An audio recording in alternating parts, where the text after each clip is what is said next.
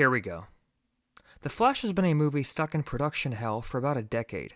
In fact, they announced this film around the same time the CW Flash show premiered, a series which has since ended. And in that long stretch of time, we've heard dozens of announcements regarding both the movie's development and the troubled life of its star. There was a point in time where I was certain that this thing wouldn't even make it to the big screen, with over 3 directors and countless sets of writers dropping in and out like flies. But finally, the mantle of director fell upon Andy Muschietti, a man who made one good horror movie 6 years ago. Could this be the creative head this troubled project needed to take off?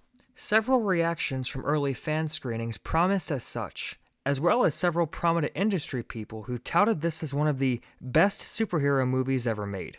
And that Super Bowl trailer wasn't half bad. The idea of taking the Flashpoint story and essentially playing it out with events from early DC movies rather than DC Comics seemed like a smart move. It was an enticing prospect, even if some of the CGI looked a bit dodgy here and there. Now, I was someone who was actually looking forward to seeing Rick Famuyiwa's original version of the movie, where a young Flash had to find his place in the world while dealing with the rogues. You know, actual Flash villains. But he dropped out of the project after experiencing creative differences with the studio. Regardless, I held back my reservations and went in to see this movie with an open mind. I mean, everyone from Stephen King to Tom Cruise was saying that this was the movie Hollywood needed right now. There's no way they would lie, right? As the preview suggests, The Flash tells the story of Barry Allen, a super speedster who finds that he can travel back in time by moving fast enough. He uses his abilities to try and undo a past family tragedy. We've all seen enough time travel movies to know that things don't go exactly as planned, and Barry now finds himself in an alternate timeline where there are no metahumans, leaving the Earth vulnerable to the threat in the form of General Zod. Barry must now assemble a new group of unlikely heroes, and figure out a way to fix the timeline before it's too late. To put it simply, The Flash is a colossal failure by almost every conceivable metric. All of the slight fears I had turned out to be justified, and the whole thing feels like there were way too many cooks in the kitchen. The plot suffers from rushed pacing that jolts us from one artificially constructed set piece to another, starting with an opening 10-minute sequence that shows off a classic superhero rescue. The moment the movie ripped off a joke from 2017's Justice League, I knew we were in trouble.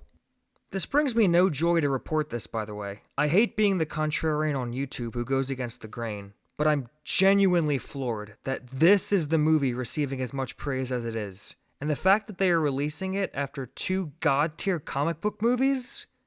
Sheesh. The coughing baby versus hydrogen bomb meme immediately comes to mind. But I don't want to be entirely dour and depressing. I should start by giving the one positive I had with The Flash. And as much as I'm shocked to admit it, it's Ezra Miller's performance. I know. I can't believe it either. Now, full disclosure, I've never hated Miller as the character. Zack Snyder chose to portray Barry Allen as a slightly immature comic relief in his Justice League film, and I think Ezra fulfilled that role just fine. There's also some pretty clear hints that this version of the superhero has a touch of Asperger's, which director Andy Muschietti brings to the forefront here. I know it's a weird touch, but I don't know, I kinda dig it. In The Flash, Barry Allen is faced with a tough emotional dilemma, and it brings him into contact with the younger and more annoying version of himself.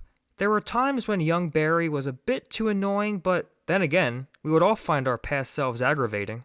I'm pretty sure the 2013 version of me is the last person I want to be stuck in a globe-trotting adventure with. But I digress. There was some genuine heart in some of the sequences where they interact with both each other as well as other characters, and it's all due to Miller's performance. The CGI used to bring the 2 versions of the character in the same scene also wasn't half bad. In fact, it might be the best use of CGI in the entire movie. But we will get to that, I assure you. With regards to the other performances, it's a mixed bag for sure. Sasha Calle gives a good performance as Supergirl, but the film brings her into the storyline far too late for me to really care about her. Her introduction just felt so rushed, and the arc she goes through lacked any real emotional weight. You could honestly remove her from the movie entirely and the plot would be no different. As is the case with Michael Keaton as the Batman. Warner Brothers leaned into his return of the character as a way to bring people to the theaters.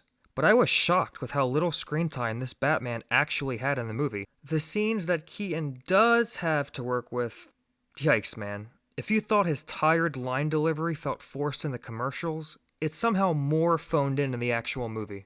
This is that version of the superhero that Keaton poked fun at in his pseudo-biopic Birdman, and it's just sad seeing him here like this.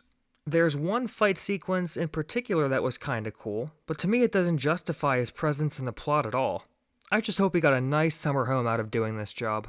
Michael Shannon gave my second favorite performance of a DC villain in Man of Steel, but here he seems like he'd rather be anywhere else. His role as General Zod is to be the big bad guy that the heroes have to punch in the end.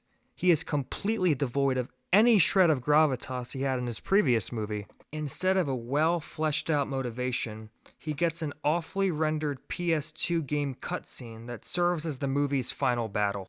And, alright, let's just pull the band-aid off. The CGI in this movie is some of the worst I've ever seen in a recent blockbuster. Look, I give the MCU movies crap for looking so artificial. I have to be equally fair to this. The effects in The Flash range from mid to downright awful, with numerous sequences lacking any sense of weight or tangibility. The entire third act was worse than anything I've seen in recent comic book movies. Worse than the final fight in Black Panther, and worse than the fake falling people in Spider-Man 3. Seriously, what was the budget for this thing again? $220 million? How? Where? Where did the money go? Did it all go to Ezra Miller's legal fees and to pay off celebrities into shilling for this movie on Twitter? Because none of that money is visible on screen. I'm not kidding, guys. If Dwayne Johnson's Scorpion King from Mummy Returns came rolling up, he would feel right at home. The whole movie just feels fake. And I'm not just talking about the fight scenes. The way that Tim Burton and Zack Snyder filmed the versions of their characters worked in their movies. Burton lit his bat costume in a very specific way, as did Snyder. And when you take those costumes and put them into this bright Party City lighting, you end up with Justice League all over again. The Flashpoint storyline is one of the most influential comics in the last few decades, but it only works if you build up to it. Just throwing it out there as the first solo Flash film leaves you with nothing else to lead to. What you're left with is a visual smorgasbord that ultimately means nothing, and it builds to an emotional conclusion that feels contrived as well as confusing.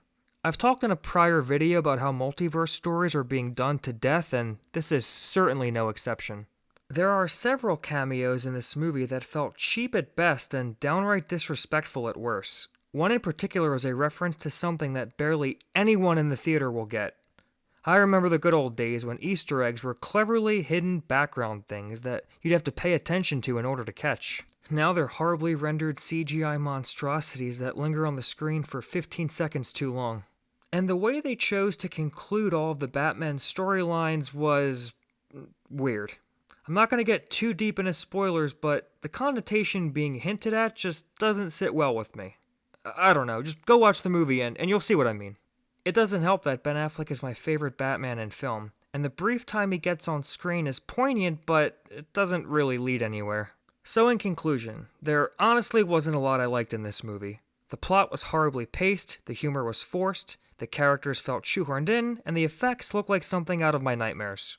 Ezra Miller's performance is the shining highlight of the film, shockingly, and there are a handful of moments that were kind of cool, but none of that makes up for the near 3-hour slog that I had to endure. So after 10 years of production problems, the Flash film ultimately didn't connect with me as much as I'd hoped. And it suffers from the same issues that plague most comic book movies today. I give The Flash a D+. Andy Muschietti really dropped the ball here. Well, at least that's the last comic book movie he'll ever direct. Oh, you've gotta be